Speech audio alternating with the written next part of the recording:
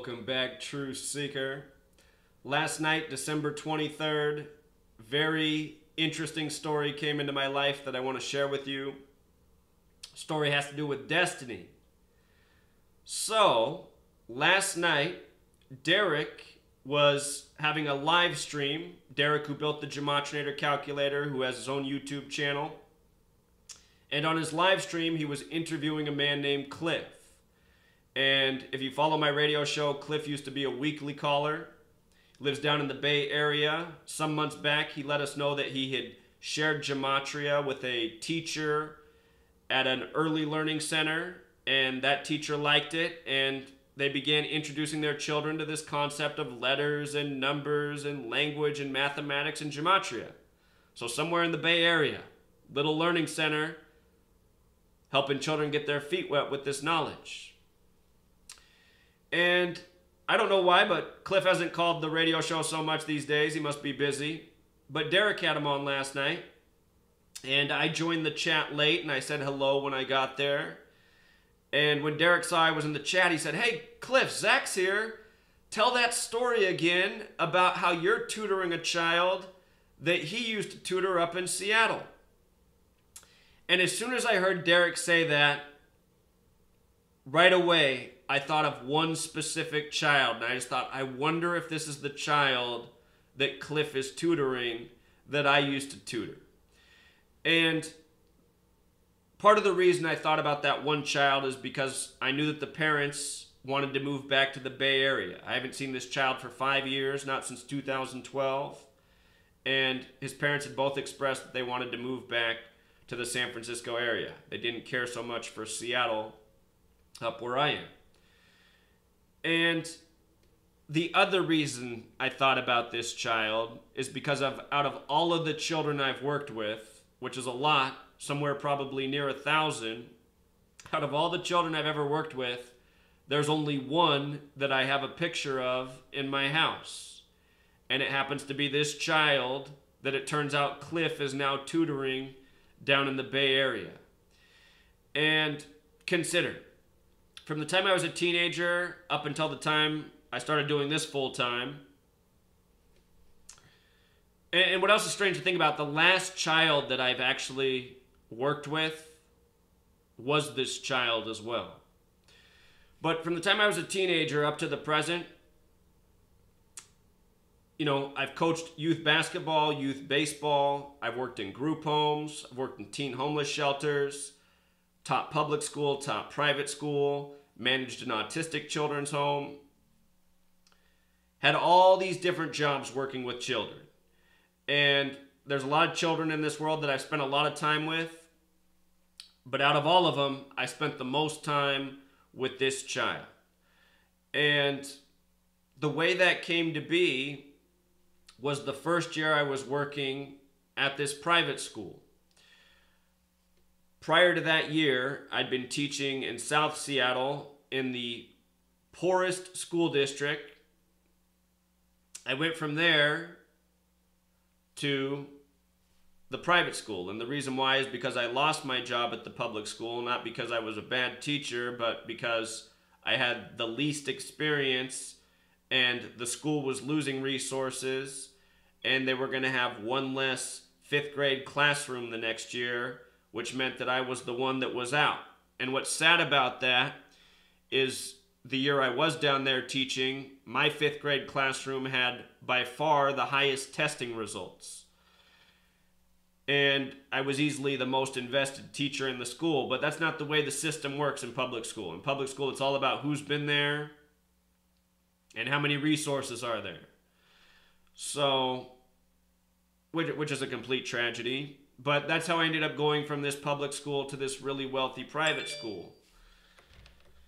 And at the private school, I didn't just teach, I did a million different things at this school. The people who ran this school, they really liked me when I interviewed there, and they said in the years ahead, the leadership of the school were getting elderly, and they were going to need a new face of the school, and they just thought I could be the person. And so they had me do everything. They had me run the office, they had me teach, they had me take care of maintenance, they had me write the weekly news school letter, they had me introduce people and tour the school. They had me counsel parents. They had me do everything. I was doing everything at this school. I was working at least 80 hours a week at the school, plus what I had to do outside of school. I was working 7 days a week. There wasn't a single day that I had a day off at this school. You know, I was the first one there, the last to go. While I was there was a boy. I didn't teach him, but I learned his name because he was often getting in trouble, and the teachers were often venting about how difficult this child was. And along the way, his father came to me and let me know how frustrated he was. He was spending all this money, and his child wasn't doing well. You know, it's expensive to go to this school. The point of going to this school is to see your child do well. And almost everyone at this school did do well. They get a lot of attention. There's a lot of resources there. But his boy was struggling. One of the few people struggling at this school. And he was just in second grade. But when his father came to me, he was most concerned about how he was performing in mathematics. That the way this school was, every week you were expected to master a block section of mathematics, master that, then do the next section, master that, next week, master that. Every week expected to pass this certain segment of mathematical understanding. And his boy was weeks behind at this point, and he was really worried. And he came to me, and he was honest, and he said he was worried that maybe his child just wasn't that smart, and he wasn't sure it was worth investing this money for him at the school. And I said to him, I said, look, it's second grade. I said, you know, I always tell people, I said, I might look young, but I've had a lot of experience working with children. I said, you don't have anything to worry about with your child in second grade. I said, some children, you know, they need a little time to come into their element, and then they take off like rockets. And he asked for some suggestions for what he could do for his child.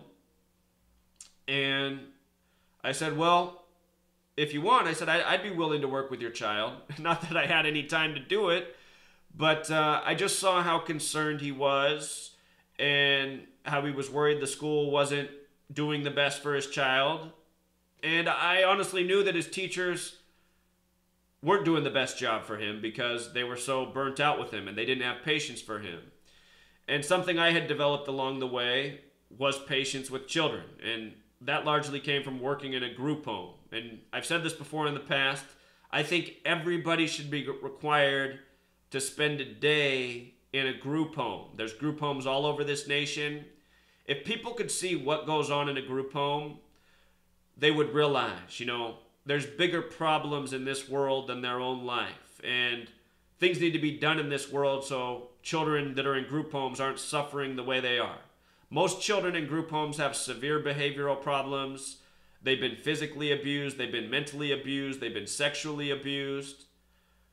There's a lot of horrible things happening to a lot of children in this world. And anyway, when you work with children in a group home, you know, part of your job is dealing with violence. When I worked in a group home, every day I would come home with new marks on my body, new bite marks, new scratches. You know, I usually wanted to shower right when I got home because I'd probably had been spit in the face at least one time. And this stuff happens because these children are acting out every single day. And part of the reason they're acting out is because they're now in a traumatic environment surrounded by children that have all these behavioral problems. So just feeding off of each other. You know, group homes, they shouldn't even exist. They're tragic. It's just that there's no other place for these children to go. So they get pushed into the group home where now their life's even more trauma. It's a different type of trauma. They don't have somebody beating them and sexually abusing them, but now they're just around children that have all experienced this, and they're all of their energies feeding off of each other. So anyway, you work in that environment, you learn how to help these type of children. It'll teach you patience, you know. Anyhow, that's what people hadn't had for this boy. They hadn't had patience. They hadn't been able to deal with him. So he was getting disciplined, and he wasn't getting the attention he needed, and he was falling behind. So I told this father I would work with this child. And after school, what would happen is I would meet with the child, and I would start trying to help him out with where he was behind. And I still remember the first time I ever taught him. I learned what I had heard from his teachers. He's not focused, he doesn't pay attention, his mind's in his own place. I couldn't get him to look at the assignment that he was supposed to work on for the day. He wanted to ask me all these questions, everything but what was going on in school. And what I realized right away is just how bright he was. The questions he was asking me showed me that his mind was working in a big way. He was advanced. He was already thinking about big things in this world. And I got it. I was like, okay, this kid, he's probably bored with the schoolwork. He could probably do it if he wanted to, but his mind's already on to bigger things.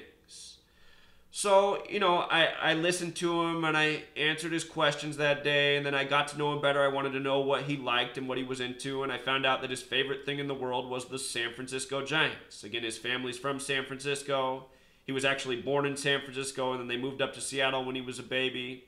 His dad was a big Giants fan. His dad got him some collector Giants items. So I learned that this was his thing. He really liked baseball and the Giants. And I thought, perfect, because here his dad's worried about his mathematics. If you know baseball, baseball's all numbers. So I said, well, what's really cool about baseball and what you're supposed to be learning in school is how they go together. And he was like, well, how's that? So I began teaching him. I said, well, like when you see a batting average, understand that this school, second grade, they were introducing these children to all sorts of mathematical concepts early on. This school's about getting ahead. So they're working on multiplication and division already. They were supposed to have had addition, subtraction mastered in first grade at this school. Second grade, they're moving on. So I was showing him how it works with a batting average and how it's all division and mathematics. And he thought that was interesting. So, and I just knew this from working with children. You connect things that they're interested in with things you want them to learn about, then they'll invest. So this is what it became about early on. Making each lesson about baseball. And this worked. It made him want to understand it. So I worked with him after school for, I forget, a number of weeks. And then the administrator came to me and she didn't realize I'd been doing this. And she scolded me. She said, if you're going to work with a child extra after school, that family needs to be paying more. And they said the hourly rate for tutoring at this school is $60 an hour. Now understand, no teacher was tutoring any child after school. This wasn't going on. And I just said to the woman who was the head of the school, I said, well, look, the father, he's worried because he's spending all this tuition money and his child's behind. And I said, just for the sake of your school, I'm just trying to show him that we take care of children at this school. We make sure everybody stays caught up. We do what needs to be done. She goes, well, we're not going to do it this way. If he wants more help, he's going to pay more. So I went to the father and I said, look, the administrator came to me and she said, if you want me to tutor your child for an hour after school, you're going to have to pay $60 for each hour. And he said, well, understand, these people have money. He said, well, we're already paying, $30,000 in tuition a year. He said, I don't think we should have to pay anymore. And so look, here was my perspective at the time. These people had told me that if I do a good job in all the things they had me doing, I would be the future head of this school. So I felt invested in the school and in the children and doing what was right and keeping everyone happy and helping the school maintain its reputation. So I said to the father, I said, here, I'll tell you what. I said, if you want, I can come to your home and I can tutor your boy and I can help him there. And he said, okay, I would appreciate that. So I began taking, I didn't sleep in these days, you guys. I began going to this family's home after school. I'd go there about 5 o'clock each day, and I would work with the child. And in time, he got caught up with his lessons, and by the end of the year, he got ahead of the curve. So it was a success story for him. And when I got to his house, actually, it made it more challenging because we developed a relationship in the classroom after school, and I was able to get him to focus and get through the work. When we got to his house, it was a new obstacle because at his house he had toys and video games, and this stuff was on his mind there, you know?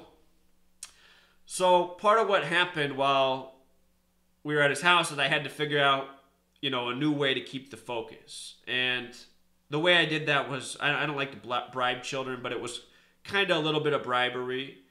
I knew that he liked baseball, so I said, look, if you can focus on the lesson while I'm here with all these distractions around, what I can do with you is we can play baseball. We can go outside and we can throw the ball, and I can pitch to you and you can hit. And he really liked that, So that's what it would be. I would tutor him for an hour, and then I'd go outside and play with him for another half hour usually. And I enjoyed playing baseball with him because I used to coach children. And what was funny is when we started playing baseball outside, then his dad got the idea that he would sign him up for Little League. And I ended up going to this child's Little League games, teaching him the fundamentals of baseball. I used to be a pretty good baseball player, so I got to teach this children a lot of good baseball fundamentals. And it was fun watching him play,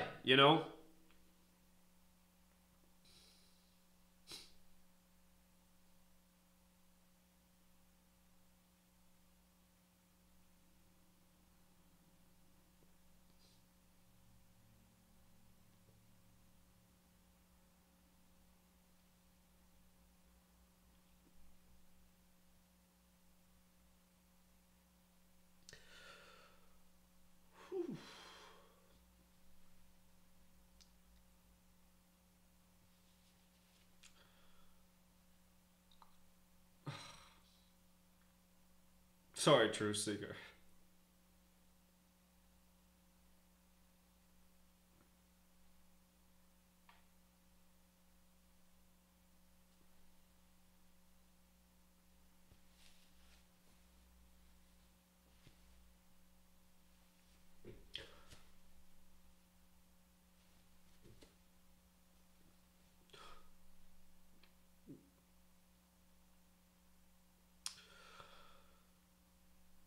I'll tell you why I'm crying in a second.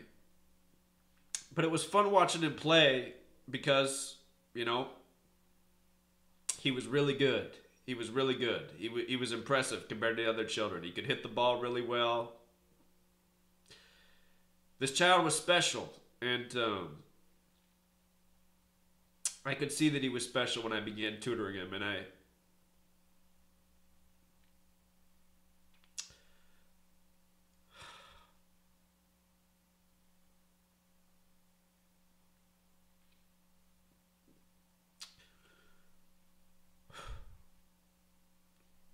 the reason I'm crying, Truth Seeker, is when I was a child,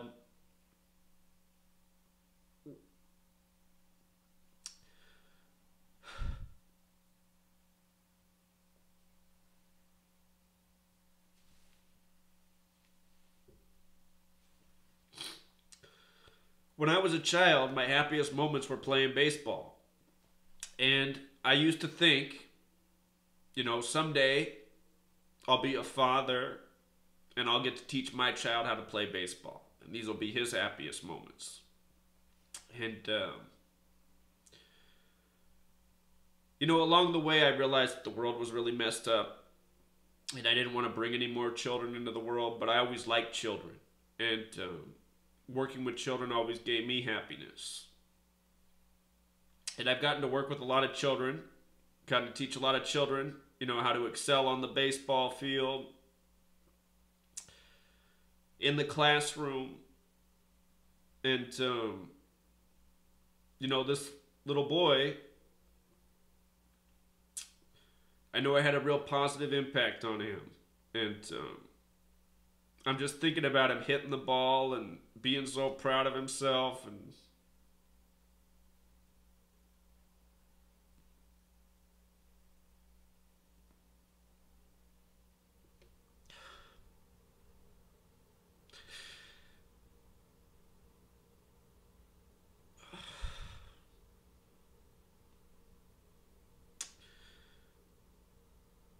Anyway, I have a child of this, or I have a picture of this child in his Little League uniform. And I'm just thinking, how amazing is it that this one boy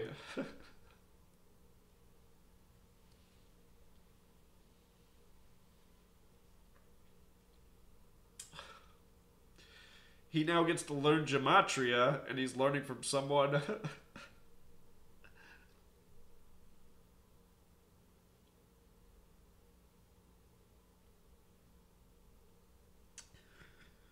he's learning someone who learned this work from me. And I'm thinking the only reason this man Cliff knows who I am and learned this work is because I was just so frustrated with this world, And I was just trying to figure out a way to get the knowledge out to people.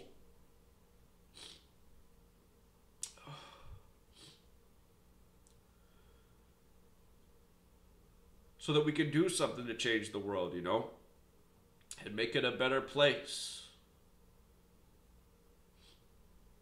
In 2013, it was the year after I finished working at this school, and working at that school and that whole experience is also part of what just made me so angry, because those people I work for, they let me work so hard and do all this stuff, and I helped out a lot of people in the time I was at that school. It wasn't just that boy. But I mean, those people used and abused me. And I let them, but it was supposed to be with a future plan and a purpose. And they let me know at the end of the school year it just wasn't going to happen. Even though I'd done this great job for them. And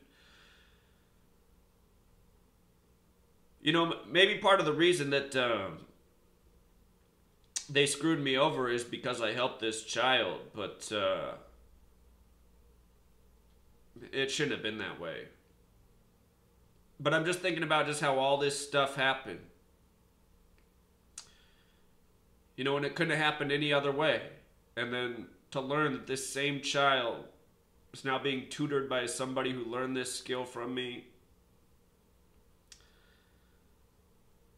And now he's being exposed to gematria through this person. It just blows my mind. And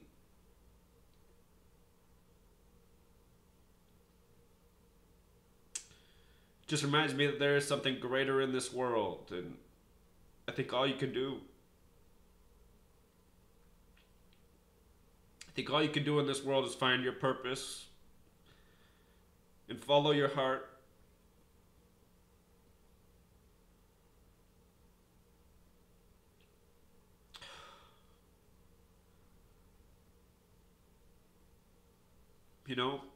And just do what feels right.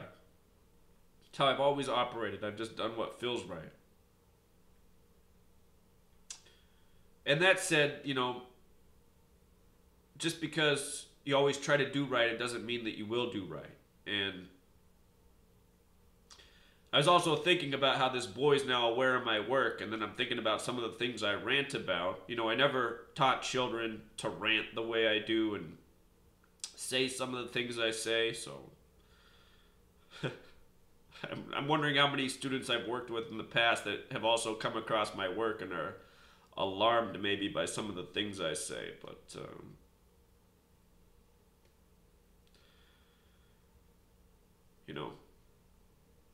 I guess we're just not all perfect is what I'm saying. Even if you try to do right, not everything will be right.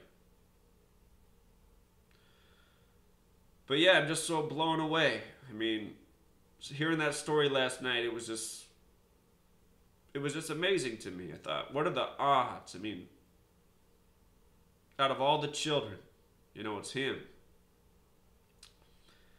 And I don't know if I showed this picture already, I forget. I've been talking for a while. But this was me, Halloween 2012. I was working at this school when the Sandy Hook hoax happened. Parents funneling in that day to pick up their children early because they were so worried. Well, just months after that. And also, if you noticed, I have a Halloween costume on, but I used to have long hair. I used to have a beard back then. It's cut short there. Sometimes I'd let it get longer. But I just remember that father, he wasn't so sure about me. The guy with the long hair. But then he found out, I was a good person for his son.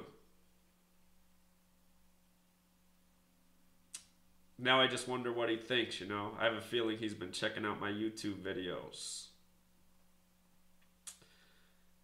Yeah. Yeah, that family, they even ended up having me take their boy to Mariners games. And he'd always make sure I drove his car. He had this really fancy Mercedes. He wanted me to drive his Mercedes because it's safe, Nicest car I ever drove. The first time I ever took his boy to a Mariners game, can't remember who they were playing against, but I remember what happened. And sometimes I do this in sports. I mean, people see me do this a lot. I'll get this, suspicion about what's going to happen next. And I just told the boy for some reason, I said, watch, this next pitch, it's going to be a Mariners home run. And the boy said, no way. And then it was. It was the next pitch. She's like, how did you know that? He used to call me Mr. Hubbard. How did you know that, Mr. Hubbard? I said I didn't know it. I said I just had a feeling. So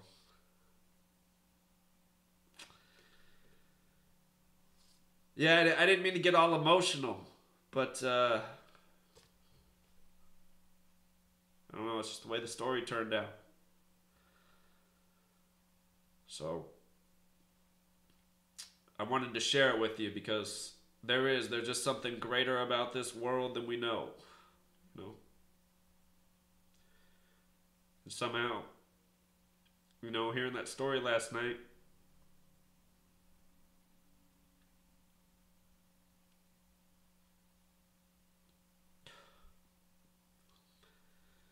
it just made me feel like I'm doing the right thing, Almost everyone in my life tells me I'm doing the wrong thing, but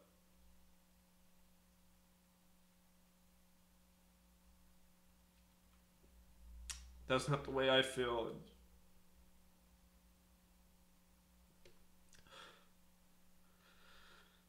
last night's story, it makes me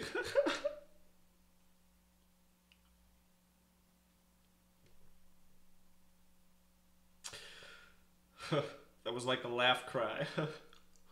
But last night's story, it really does make me feel better, And I'm glad that boy's doing well. I got in contact with Cliff last night and asked how he's doing, and he's doing well, so. In second grade, all the teachers, they thought there was no hope for that child, but I knew otherwise, so. Never give up, truth seeker. Until next time.